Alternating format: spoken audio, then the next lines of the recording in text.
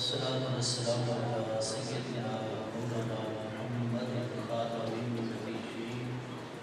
وعلى آله وأصحابه أجمعين۔ میرے انتہائی واجب القدر والاحترام افاضل علماء ذیشان، معزز مہمانان ذی وقار، محترم حاضرین کرام، عزیز طلباء احترام، اللہ کریم جل شانہ کی خاص رحمت، اس کی مہربانی اور فضل و کرم سے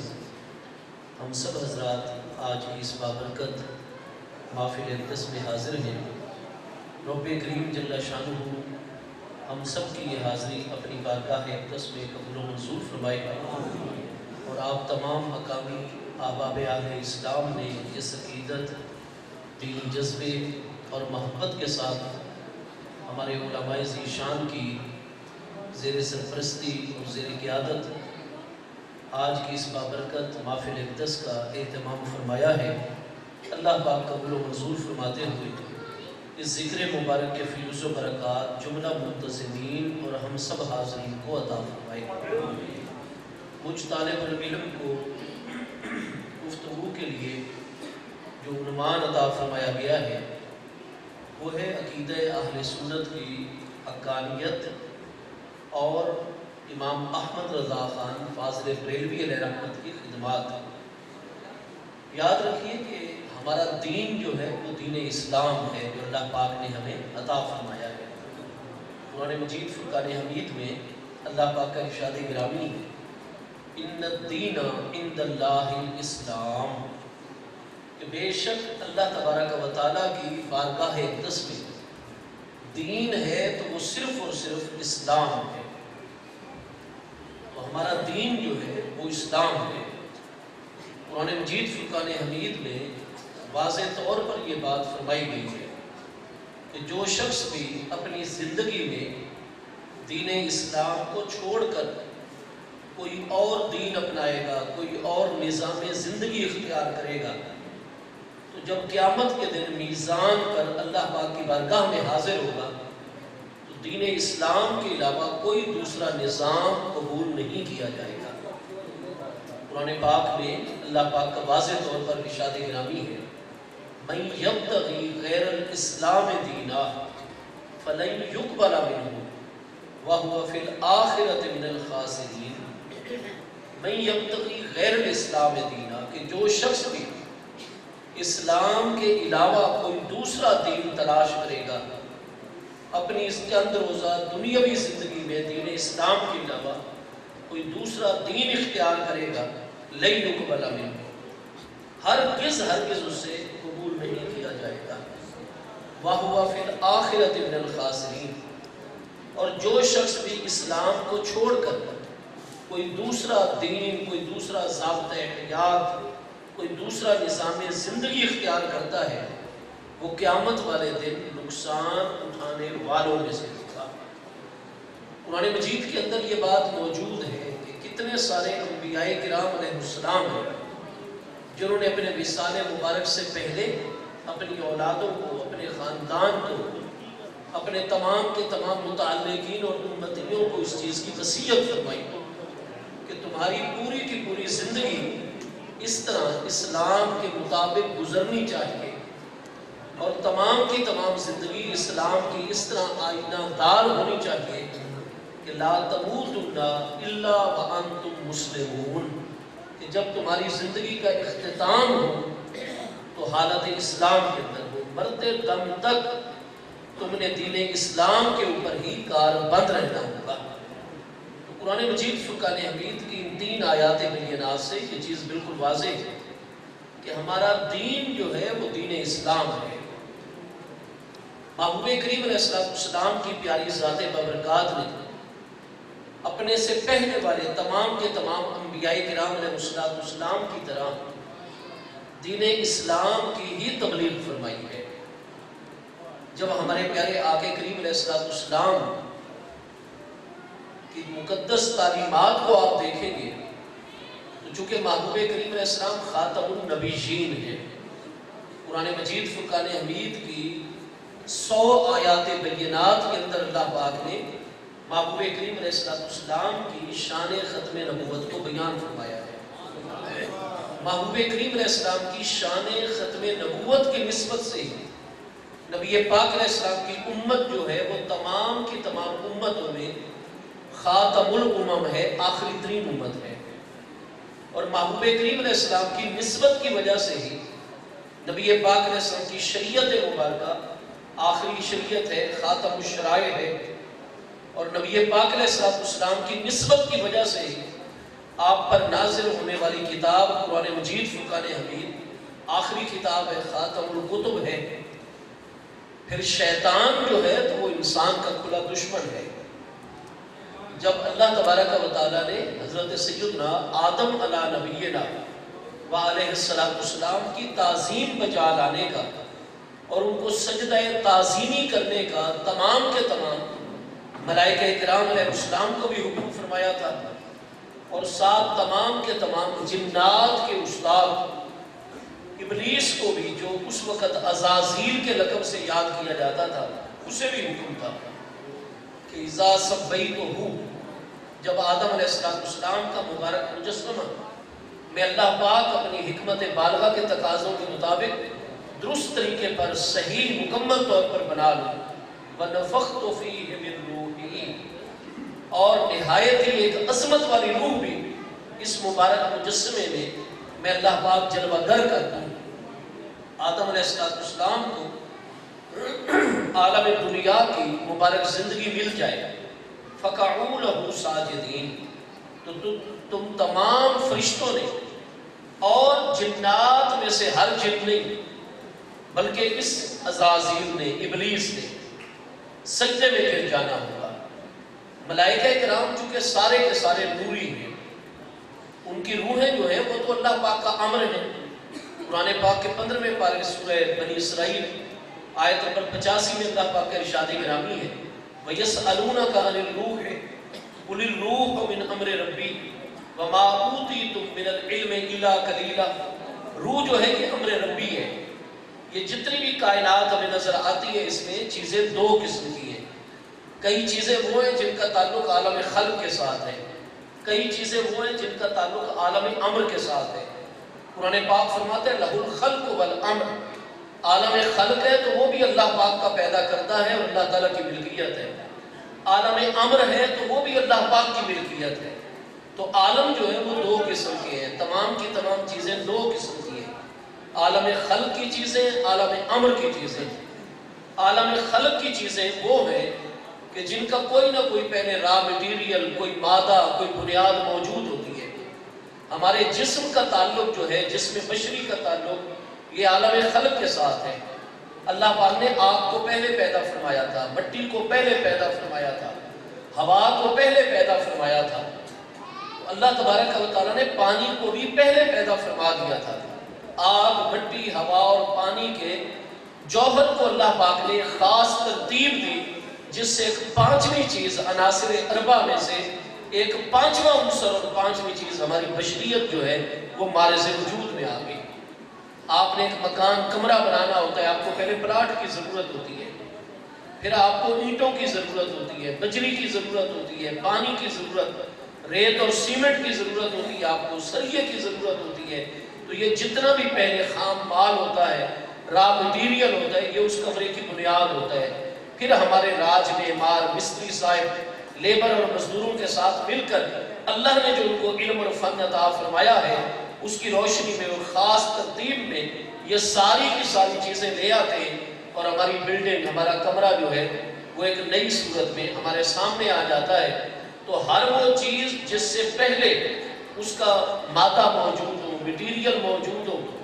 پھر ان چیزوں کو ترتیب دے کر انہی میں سے ایک اگلی چیز بنا لی جائے، تو جتنی چیزیں اس طرح کی ہیں ان کو کہا جاتا ہے کہ یہ عالم خلق کی چیزیں ہیں۔ اور عالم امر کی چیزیں وہ ہوتی ہیں جن کا دنیا میں پہلے کوئی بنیاد نہیں ہوتی، کوئی ان کا ساز و سامان نہیں ہوتا، بلکہ اللہ پاک امر کن فرماتا ہے کہ اے چیز ہو جا، اور وہ اللہ پاک کے امر اور حکم سے ہو جاتی ہے۔ اس کو کہا جاتا ہے یہ عالم امر کی چیز ہے۔ قرآن پاک فرماتے ہیں انما امرہ اذا اراد شیئا ان یقول لہ کن فیکون، کہ اللہ کا امر یہ ہے کہ اللہ پاک جب کسی چیز کا ارادہ فرماتا ہے تو اس چیز کو فرماتا ہے کن، تو ہو جا، فیکون، وہ فوراً ہو جاتی ہے۔ ہم نے مکان بنانا ہو تو ہم پہلے جناب اپنے ملکی قانون کے مطابق آرکیٹیکٹ کے پاس جاتے ہیں، نقشہ نویس کے پاس، اسے بتاتے ہیں کہ ہمارا 10 مرلے کا پلاٹ ہے، 5 مرلے کا پلاٹ ہے، اور ہمارے پاس اتنے وسائل ہیں اس وقت، اور ہم اتنی سٹوری اور اتنی منزل کا مکان بنانا چاہتے ہیں، تو تھوڑی سے تھوڑی جگہ میں آپ مہربانی کریں، اپنے علم کی روشنی میں زیادہ سے زیادہ گنجائش پیدا کریں، اس میں اتنے بیڈ روم بھی بن جائیں، لاؤنج بھی بن جائے، اس کے لیے جناب گیراج بھی گاڑی کے لیے بن جائے، ڈرائنگ روم بھی بن جائے، واش روم بھی بن جائے، کچن بھی پہلی منزل پر یہ چیزیں، دوسری پر یہ۔ وہ آ کر آپ کے پلاٹ کا جائزہ لیتا ہے، پہلے پلاٹ کو سیدھا کرتا ہے، اس کے سارے کان وغیرہ کونے پترے سب ٹھیک کر دیتا ہے، اس کے بعد وہ اپنے سامنے کاغذ رکھتا ہے، کچی پینسل دیتا ہے، اور اس نے جو کورس کیا ہوا ہے، علم حاصل کیا ہوا ہے نقشہ نویسی کا، وہ پھر اس کے اوپر اپنے علم کی روشنی میں پیمائشوں کے مطابق جو ہے مکان کا ایک نقشہ ترتیب دینے لگ جاتا ہے۔ وہ جب نقشہ بنا رہا ہوتا ہے تو اس کے علم کے مطابق اس کے ذہن کے اندر اس مکان کی پوری شکل اور صورت آ جاتی ہے۔ اسی طرح آپ کتاب لکھتے ہیں تو پہلے کتاب کا مضمون آپ کے ذہن میں آتا ہے، اس کے بعد قلم کے ذریعے آپ اس کو کاغذ کے اوپر منتقل کرتے چلے جاتے ہیں۔ تو یہ جو نقشہ نویس کے ذہن کے اندر پہلے اس مکان کی صورت بنی ہے، اس کو کہتے ہیں اسلامک ٹرمنالوجی کے اندر، اسلامک ٹرم کے اندر، اصطلاح کے اندر وجود ذہنی، اور اسی کو ہی ہمارے صوفیاء کرام اور اہل حقائق اور معارف اعیان سابقہ کہتے ہیں۔ میرے بھائی، ہم کوئی بھی چیز ہے نا، اس سے پہلے اس کا وجود ہمارے ذہن میں آ جاتا ہے۔ اللہ پاک ذہن سے پاک ہے، اللہ پاک عقل سے پاک ہے، اللہ پاک اس سر سے پاک ہے، دل سے پاک ہے، جسم سے پاک ہے۔ قرآن پاک فرماتا ہے لیس کمثلہ شیء، اللہ تعالیٰ کی مثل کوئی شے ہے ہی نہیں۔ اسلامی تعلیمات کے اندر شے کی ڈیفینیشن کیا ہے؟ شے کس چیز کا نام ہے؟ عربی انٹو عربی آپ ہر کتاب میں دیکھیں گے کہ شے کی تعریف ہے ما لہ وجود فہو شے، عالم موجودات میں جو کچھ بھی موجود ہے وہ شے ہے۔ اور قرآن فرماتا ہے لیس کمثلہ شیء، جتنی بھی موجودات ہیں تحت الثری سے لے کر عرش اولی سمیت جو کچھ بھی ہے وہ سارے کا سارا عالم خلق ہے، شے ہے۔ اللہ پاک فرماتا ہے لیس کمثلہ شیء، یہ جتنی بھی موجودات ہیں ان میں سے کوئی چیز بھی اللہ جیسی نہیں ہے۔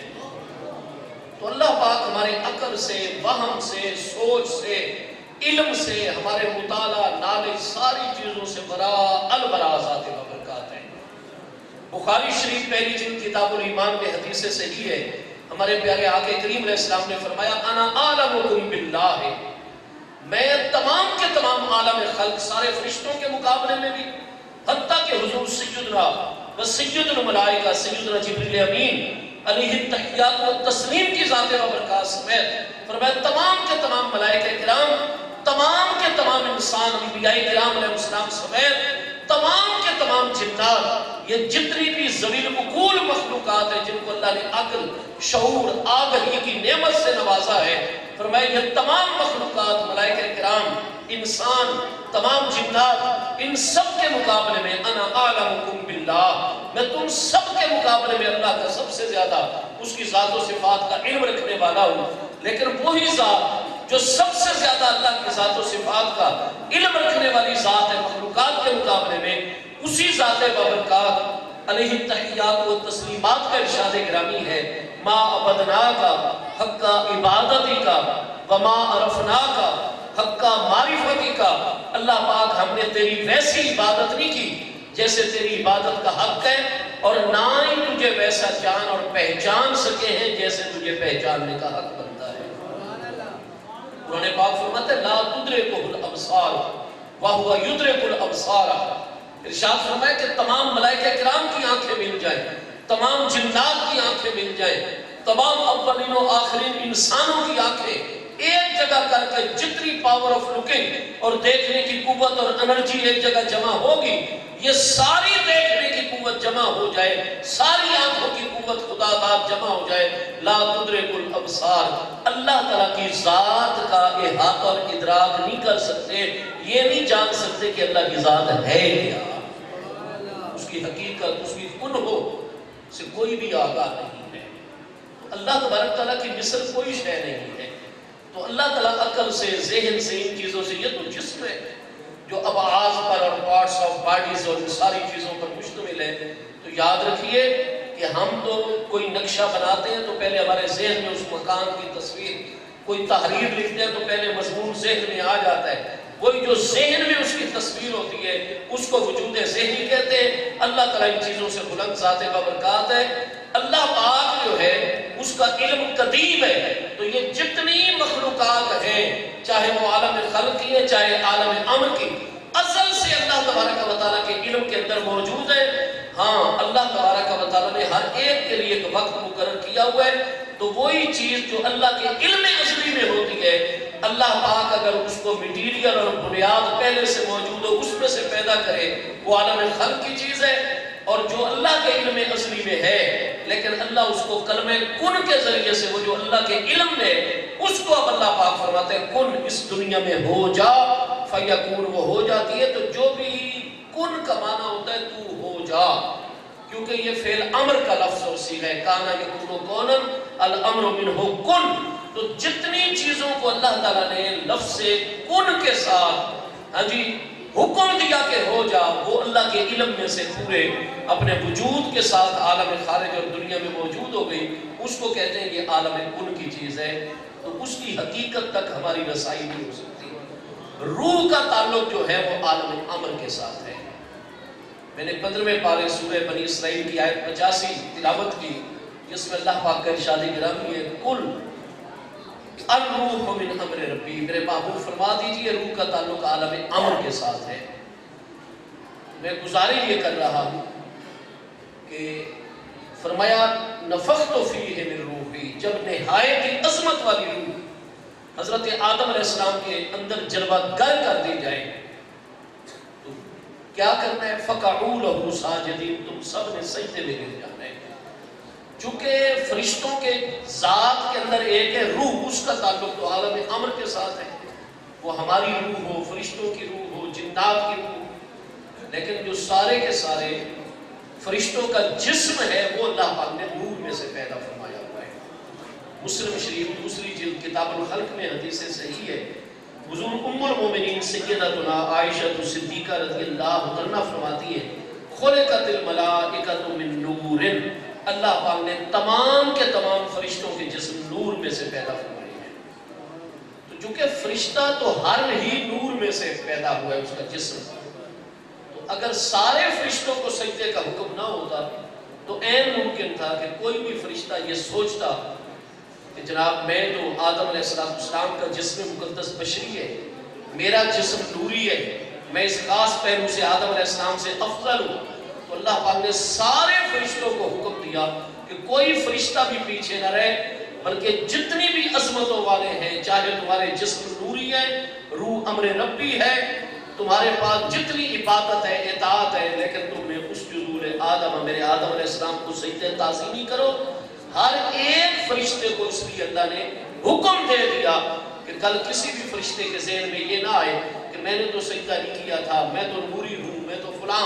پہلو سے اور ایک زاویے سے آدم علیہ السلام سے عالم نہیں، اور میں کوئی بھی میرے آدم علیہ السلام سے اعلیٰ نہیں ہے، اس جذور آدمہ فرشتے ساروں کو ہوگا۔ لیکن جنات کے جسم، جسم ناری ہے، جسم میں ایک روح ہے، اور اوپر جسم جو ہے وہ آگ کے شعلے کی جوہر سے اللہ نے پیدا فرمایا۔ قرآن فرماتا ہے وَخَلَقَ الْجَانَّ مِن مَارِجٍ مِّن نَارٍ، جنوں ساروں کو حکم نہیں دیا، بلکہ جو جنوں میں سب سے افضل، ان کا مقتدا پیشوا تھا ابلیس، اس کو اللہ نے حکم دیا کہ جب ان کا سردار اور پیشوا، کئی لوگ یہ سمجھتے ہیں کہ جی ابلیس جو ہے وہ استاد الملائکہ رہا ہے، یہ بات بالکل غلط ہے، نہ قرآن پاک کی کسی آیت میں نہ کسی حدیث پاک میں، اور کبھی بھی ایک فرشتے نے بھی اس شیطان سے کسی چیز کا علم حاصل نہیں کیا. سارے فرشتوں کے سید و سردار، نبی و رسول اور مقتدا و پیشوا جو ہیں تو وہ حضرت جبریل امین علیہ السلام ہیں. قرآن پاک کے 17ویں پارے سورہ انبیاء بلکہ سورہ حج 17ویں پارے سورہ حج آیت نمبر 75 میں اللہ پاک کا ارشاد گرامی ہے اللہ یصطفی من الملائکۃ رسلا ومن الناس. سارے فرشتوں کو تعلیم دینے کے لیے، سارے فرشتوں کی تربیت کے لیے،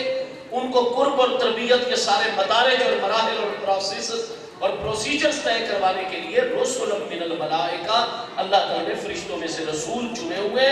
اور ان سب کے ہیڈ اور رسول الرسول فرشتہ جو ہے وہ حضرت جبریل علیہ السلام ہے. اللہ کا حکم جبریل علیہ السلام کو ملتا ہے. جبریل علیہ السلام اپنے نائب نبی اور رسول و فرشتوں تک پیغام اور ان رسل ملائکہ کے ذریعے باقی والے فرشتوں تک سارے احکام پہنچتے ہیں. قرآن پاک کی یہ مبارک تعلیم ہے. تو جو لوگ یہ سمجھتے ہیں کہ شیطان وہ کبھی استاذ الملائکہ رہا ہے، یہ بات بالکل غلط ہے. وہ کبھی بھی فرشتوں کا نہیں، ہاں باقی ہوئے زمین کے جنات کا وہ استاد رہا تھا، کیونکہ آدم علیہ السلام سے بھی بہت عرصہ پہلے اللہ نے جنوں کو فرشتوں کو پیدا فرمایا ہوا ہے. تو الغرض جنات میں سے صرف ان کے امام، ان کے مقتدا و پیشوا ابلیس کو حکم ہوا کہ تو نے سجدہ کرنا ہے. اب قرآن پاک یہ ارشاد فرماتا ہے یا رسول اللہ صلی اللہ علیہ وسلم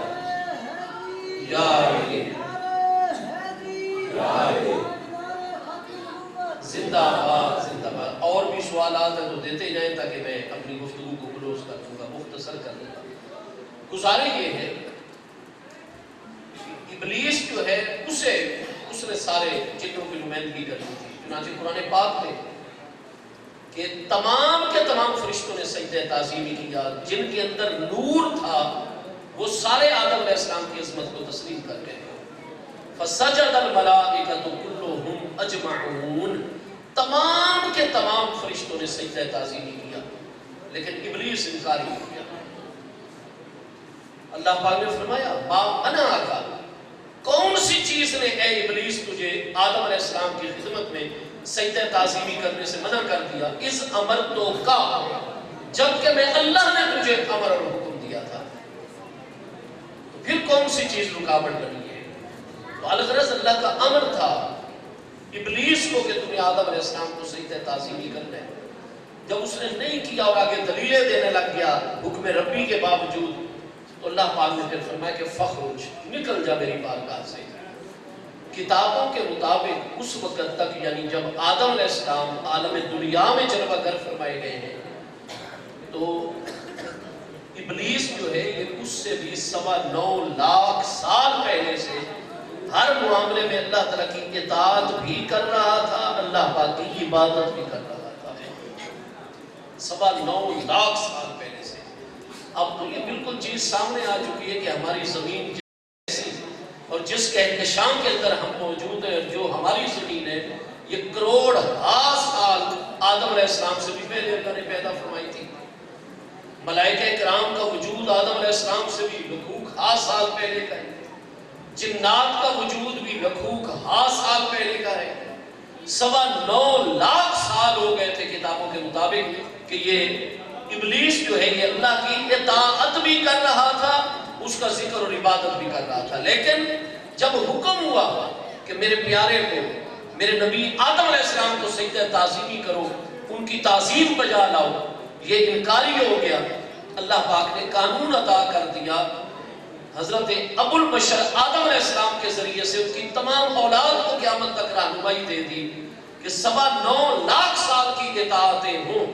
9.25 لاکھ سال کی عبادتیں ہوں، لیکن یہ اطاعتیں اور عبادتیں میں اللہ پاک قبول تب کرتا ہوں کہ جن پیاروں کے ادب اور تعظیم کا میں نے حکم دیا ہے ان کی تعظیم بجا لاؤ گے. ورنہ اگر اللہ کے محبوبین مقربین کی تعظیم اور ان کے ادب سے انکار کرتے ہو تو پھر 9.25 لاکھ سال کی بغیر ریاکاری کے عبادتیں بھی ضائع ہیں، اطاعات بھی ضائع ہیں. آج تو دو اردو کی کتابیں محض پڑھ کے، اور وہ خود بتاتے ہیں کہ ہم نے کوئی عربی تعلیم نہیں پڑھی، ہم نے کوئی حدیث پاک کو سمجھنے کے لیے اصول اور ضابطے نہیں پڑھے، محض اردو مطالعے کے زور کے اوپر آج اللہ تعالیٰ کے اتنے محبوبین اور مقربین کے خلاف باتیں، حالانکہ علم اپنا محدود ہے، علم اپنا محدود ہے. کیا حضور خواجہ اجمیر جتنا علم جو ہے وہ آج پڑھ لیا گیا ہے؟ حضور سیدنا داتا گنج بخش علی حجویری قدس سر العزیز جتنا علم حاصل کر لیا گیا ہے؟ ٹھیک ہے بھئی، گزارش یہ ہے کہ آپ ان کو بیٹھ کر چیلنج کرتے ہیں، آپ کا کیا علم ہے؟ آپ کے نام اعمال میں کتنی اطاعت الہی ہے؟ آپ کے نام اعمال میں کتنی عبادت الہی ہے؟ یہاں 9.25 لاکھ سال کی اطاعت تھی، 9.25 لاکھ سال کی عبادت موجود تھی، لیکن ایک سجدہ تعظیمی کا انکار کیا. اللہ پاک نے فرمایا فخرج، نکل جا میری بارگاہ سے، میرے قرب میں وہی رہ سکتا ہے جو اتنی عبادات، اطاعات، علم وغیرہ سب کچھ کے ساتھ میرے پیاروں کی عظمت کو بھی مانتا ہو. سجدے سے بڑی کوئی تعظیم نہیں ہے، سب سے بڑی اس تعظیم کا حکم دیا کہ اس حضور آدم. تو جب شیطان کا سب کچھ ہی ضائع ہو گیا، 9.25 لاکھ سال کی اطاعت عبادت، تو اسے سمجھ آ جانی چاہیے تھی کہ بھئی میرا تو سب کچھ، میں تو اللہ کی رضا کے لیے سب کچھ کر رہا تھا کہ وہ کریم مجھ پر راضی رہے،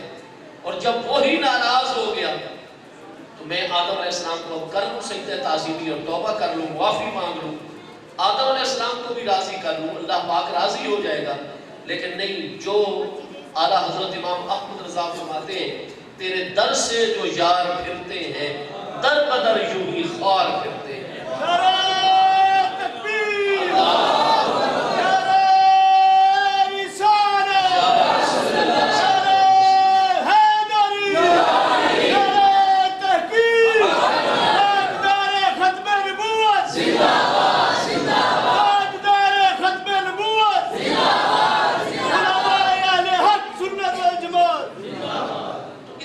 علم ہے اس کے پاس کہ تکوینی امور و معاملات میں جنات تک جتنے بھی اطاعت و عبادت اور دیگر ذمہ داریوں، جبریل علیہ السلام اس عزازیل ابلیس کو اللہ کا حکم پہنچاتے، یہ روئے زمین 7 بر اعظموں پر موجود جنات تک پہنچا دیتا. تھوڑا علم ہوگا اس کے پاس، اور 9.25 لاکھ سال سے وہ دنیا میں موجود چلا آ رہا تھا، اتنی لمبی عمر اس کی، اور قیامت تک اللہ نے اس کو اب بھی زندہ رکھا ہوا ہے، مہلت یافتہ ہے.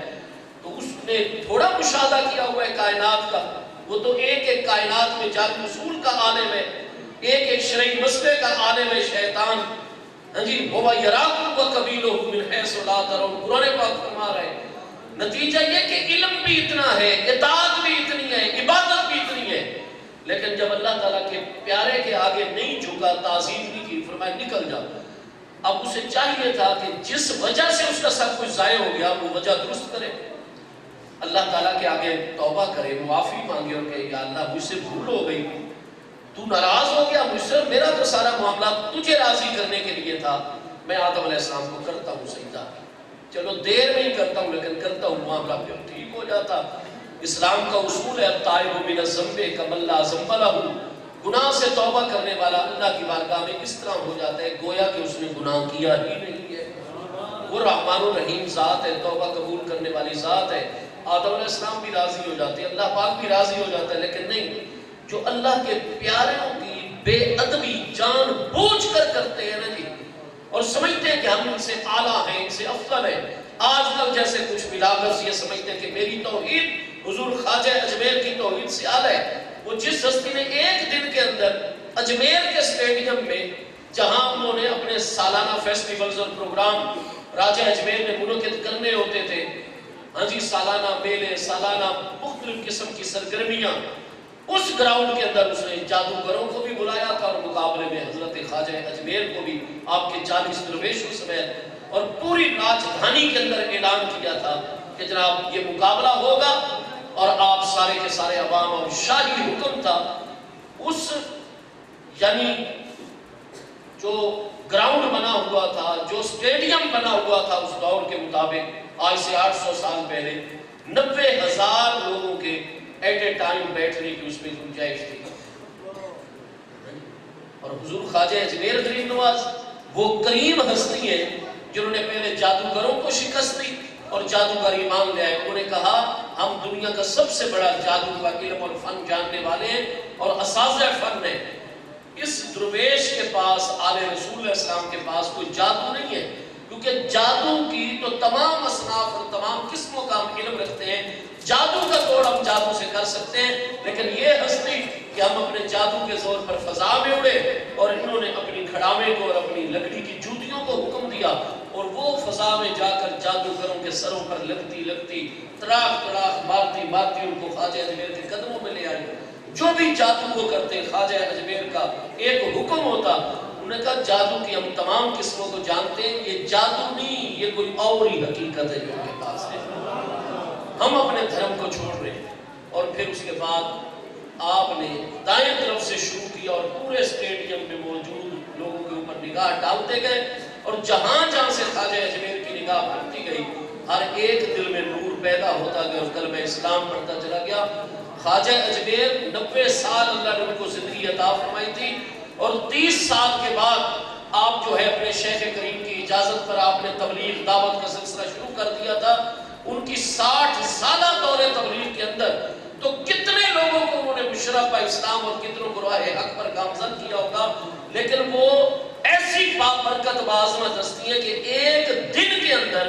انہوں نے ایک سٹیڈیم میں ایک شہر میں 90,000 ہندوؤں کو مشرف اسلام کر دیا.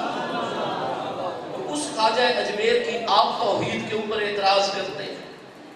آپ مجھ سے بڑے توحید والے. میرے دوستو اب چاہیے یہ تھا کہ ابلیس توبہ کر لیتا، لیکن نہیں. جو اللہ تعالیٰ کے پیاروں کی جان بوجھ کے گستاخی اور توہین کرتے ہیں نا، ان کے دلوں پر مہر لگا دی جاتی ہے، وہ بند کر دیے جاتے ہیں پھر دل. چنانچہ وہ پھر بھی توبہ کی طرف نہیں آیا، بلکہ اس نے کہا کہ اللہ پاک تو نے مجھے نکال تو دیا لیکن میں تجھ سے مہلت کا طلبگار ہوں، مجھے انظرنی مہلت دے قیامت تک. فرمایا انک من المنظرین، تجھے قیامت تک مہلت دے دی گئی. جب اس کو مہلت دے دی گئی تو اب اس نے کہا کہ فبعزت کا، اللہ پاک کو اپنے وعدوں کی خلاف ورزی نہیں فرماتا. قیامت کے قائم کرنے سے پہلے نہ تو مجھے مارے گا اور جتنی طاقتیں میرے اندر پہلے سے موجود ہے وہ بھی تو اب نہیں سلب کرے گا، نہیں ختم کرے گا. سب کچھ میرے پاس موجود. تو جب سب کچھ میرے پاس موجود اور تو نے مجھے مہلت دی ہے تو فبعزت کا،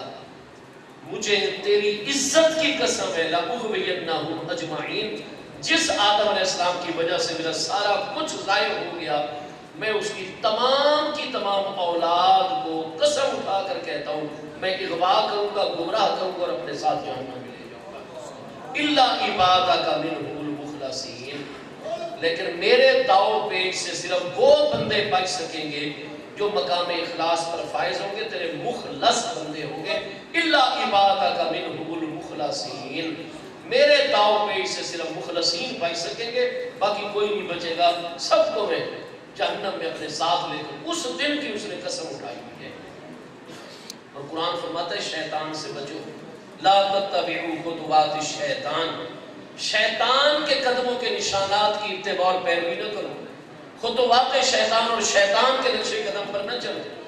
دوسرے مقام قرآن فرماتا ہے انہ لکم عدو مبین، بے شک شیطان تم انسانوں کا کھلا دشمن ہے. آدم علیہ السلام کی اولاد کا ہمیشہ کے لیے کھلا دشمن ہے. اور پھر آپ دیکھیے کہ آدم علیہ السلام کا زمانہ جو ہمارے اہل علم ہیں ان کی تحقیق کے مطابق محبوب علیہ السلام کی ولادت مقدسہ جب ہوئی پیر کی صبح 12 ربیع الاول شریف عام الفیل 22 اپریل 571 سنہ عیسوی میں، تو آپ اس سے پہلے دیکھیں گے کتابوں کے مطابق آدم علیہ السلام کا زمانہ ہمارے پیارے آقا کریم علیہ السلام کے زمانے سے وہ کم از کم زیادہ ہو سکتا ہے، کم از کم جو ہے وہ 7,500 سال پہلے کا دور ہے. محبوب کی آمد سے 7,500 سال پہلے جتنی روئے زمین پر انسانی آبادی ہے آپ وہ بھی دیکھ لیجئے. اور 571 سنہ عیسوی کے بعد محبوب کی ولادت مقدسہ کے بعد آپ روئے زمین پر آبادی دیکھ لیجئے. محبوب کا فرمان ہے انی مقاصر بکم الامم، قیامت والے دن میں تمام انبیاء کرام کے سامنے اپنی امت کی کثرت پر فخر فرما رہا ہوں. انسانی آبادی محبوب کی آمد کے بعد ہر چیز میں برکت ہو گئی، انتہائی بڑھ رہی ہے بڑی تیزی کے ساتھ. یاد رکھیے کہ جتنی انسانی آبادی پہلے تھی ان میں جتنے اہل ایمان تھے شیطان نے کسی کو نہیں چھوڑا، مخلص کے علاوہ ہر ایک کو اس نے جو ہے وہ کوشش کی ہے گمراہ کرنے کی، خراب کرنے کی۔ تو جتنی سازشیں اس نے پچھلی امتوں کے خلاف کی تھی ان سب کے مقابلے میں سب سے زیادہ سازشیں اس نے اس امت کے خلاف کر دی ہیں۔ اس لیے پھر مصطفیٰ کریم علیہ السلام سے بڑا تو غمخوار اس امت کے لیے کوئی نہیں ہے۔ قرآن پاک کی 11ویں پارے سورۃ توبہ کی آخری آیات بینات میں اللہ پاک کا ارشاد گرامی ہے لَقَدْ جَاءَكُمْ رَسُولٌ مِّنْ أَنفُسِكُمْ عَزِيزٌ عَلَيْهِ مَا عَنِتُّمْ حریص علیکم بالمؤمنین رؤوف الرحیم۔ عزیز علیہ یہ خبر مقدم ہے، ما عنتم موصول باصلہ یہ مبتدا مؤخر عربی میں جملہ اسمیہ میں مبتدا پہلے ہوتا ہے خبر بعد میں ہوتی ہے، لیکن جب مقدم کو مؤخر اور مؤخر کو مقدم کرتے ہیں تو قصر اور حصر کا فائدہ ہوتا ہے۔ مطلب کیا ہے؟ اللہ پاک فرماتا ہے عزیز علیہ ما عنتم، فرمایا تمہیں جب کوئی کانٹا پاؤں میں چبھتا ہے مصطفیٰ علیہ السلام کے امتی کو تمہیں تکلیف کا احساس بعد میں ہوتا ہے، میرے محبوب کو پہلے تکلیف کیونکہ کانٹا تو جب ہماری جلد اور کھال کی اوپر والی تہہ اور لیئر کو کاٹ کے اس جگہ پہنچے گا جہاں ہماری روح جاری و ساری ہے، کیونکہ اصل مدرک اور فاہم تکلیف یا خوشی کا احساس کرنے والی ان تمام مثبت و منفی فیلنگز کو پانے والی اور محسوس کرنے والی چیز تو روح ہے۔ جسم میں تو زندگی نہیں ہوتی، جسم تو زندگی میں روح کا محتاج ہے۔ تو یاد رکھیے ہمیں کوئی سوئی چوب جائے، کوئی کانٹا لگ جائے، کوئی اس وقت ہمیں درد ہوتا ہے جب روح تک وہ بات پہنچتی ہے، روح اس کا ادراک۔ ہمارے بال جو ہیں کو ہمارا حجام بھائی کاٹتا ہے ہمارے کہنے پر، کیا کوئی درد تکلیف ہوتی ہے جب وہ کینچی چلا رہا ہوتا ہے بال کو تراش رہا ہوتا ہے؟ بال ہم کٹواتے ہیں تھوڑے تھوڑے دنوں کے بعد، کوئی ہمیں درد اور تکلیف نہیں ہوتی کیونکہ ہمارے بالوں کے اندر روح نہیں موجود ہوتی۔ ہاں اگر بالوں کو پکڑ کے جڑ سے کھینچے تو پھر اس کی جڑ جو ہے اس کے روٹس وہاں تک ہے ہماری کھال کے نیچے اندر جہاں روح موجود ہے، وہاں پھر کھینچنے سے درد ہوتی ہے تکلیف، پھر روح سے تکلیف کا ادراک کرتی ہے۔ ہمارا پکا ناخن کاٹتے ہیں، ہم شریعت کا حکم ہے اس کو پاک صاف رکھنا ہے، ٹھیک ہے؟ تو پاک صاف رکھنے کے لیے ناخن کا کاٹنا ضروری ہے۔ پکا ہوا ناخن ہم کاٹتے رہتے ہیں، کوئی درد پین تکلیف کا احساس نہیں، لیکن کچا ناخن کٹے فوراً تکلیف ہوتی ہے کیونکہ روح وہاں جاری و ساری ہے، موجود ہے۔ تو بھئی کانٹا یا سوئی ہمیں چبھے نہ خدا نہ خواستہ تو وہ جب اوپر والی لیئر سے اس جگہ اس کی نوک پہنچ کر زخمی کرے گی جہاں روح موجود ہے، تب ہمیں تکلیف کا احساس ہوگا۔ قرآن پاک 21واں پارہ سورہ احزاب آیت نمبر 6 میں النبی اولا بالمؤمنین من انفسہم، مومنین کی روح اور جسم بھی اتنے قریب نہیں جتنا میرا حبیب تمہارے قریب ہے۔ تو عزیز علیہ ما عنتم، تمہیں کوئی دکھ رنج پہنچے یا کوئی حکم میں اللہ پاک دوں جو تمہیں مشقت میں ڈالنے والا ہو، تمہیں بعد میں مشقت ہوگی جب تم پریکٹیکلی عملی اس کام اور حکم کو بجا لانے لگو گے، لیکن عزیز علیہ میرے محبوب کو تو پہلے تکلیف اور مشقت، امت پر اتنے آپ شفیق ہیں۔ اللہ پاک یہ چاہتا ہے کیونکہ ہم نے نماز پڑھنی ہوتی ہے، قرآن کی تلاوت کرنی ہوتی ہے، ٹھیک ہے، اللہ کا ذکر کرنا ہوتا ہے، ہمارا منہ ہر وقت صاف رہنا چاہیے، اس کے لیے مسواک انتہائی ضروری ہے، ہاں جی۔ اور مسواک کی بار بار تاکید، بار بار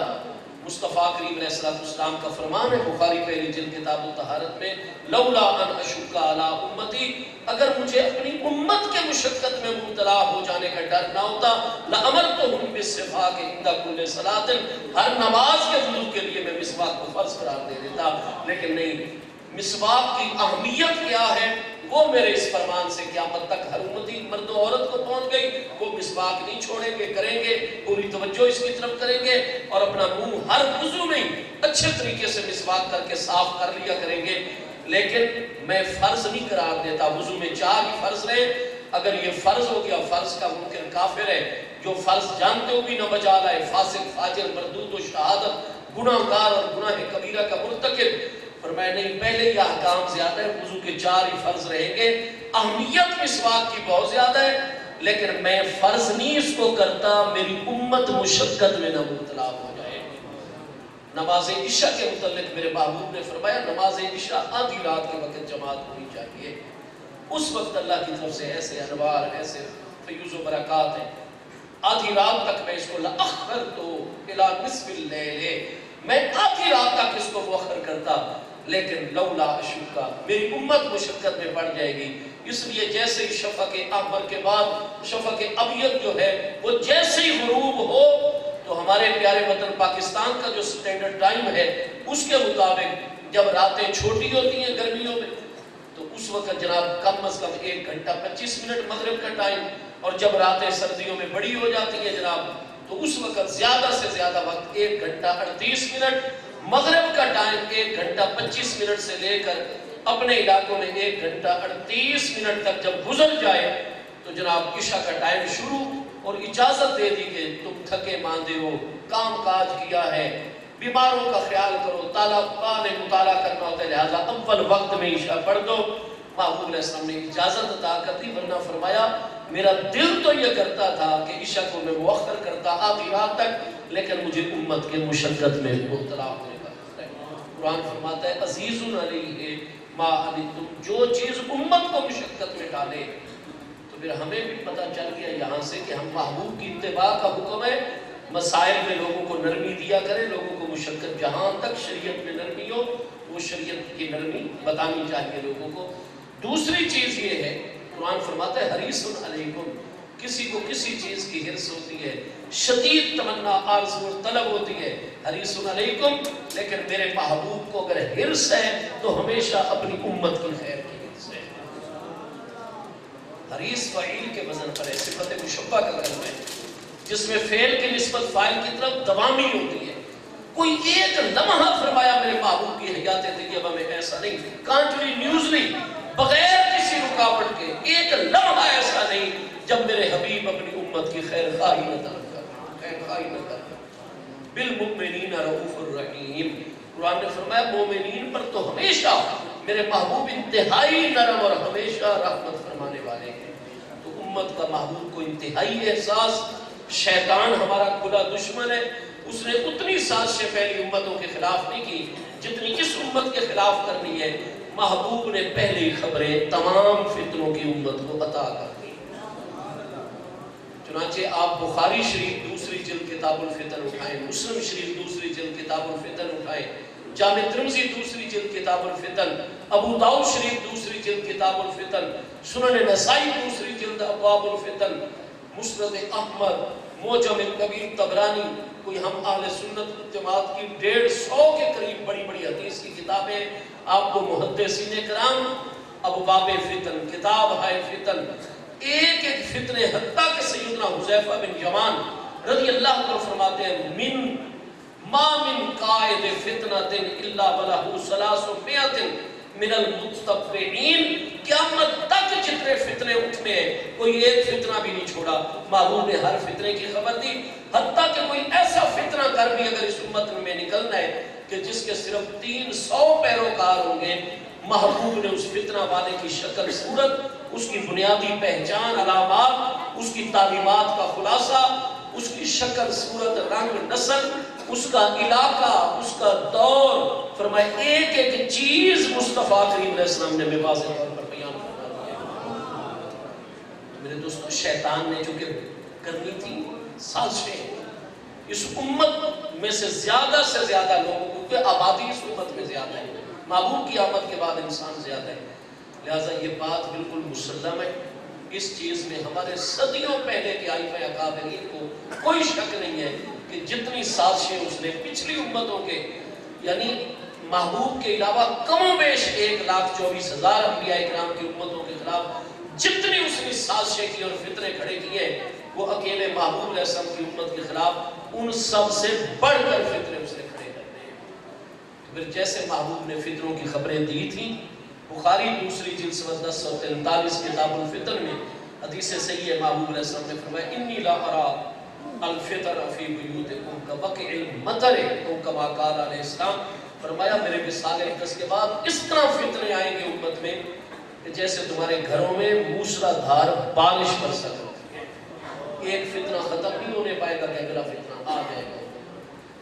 میرے دوستو، ہمارا دین تو دین اسلام ہے، اسلام کے علاوہ کوئی دوسرا جو بھی دین اختیار کرے گا لن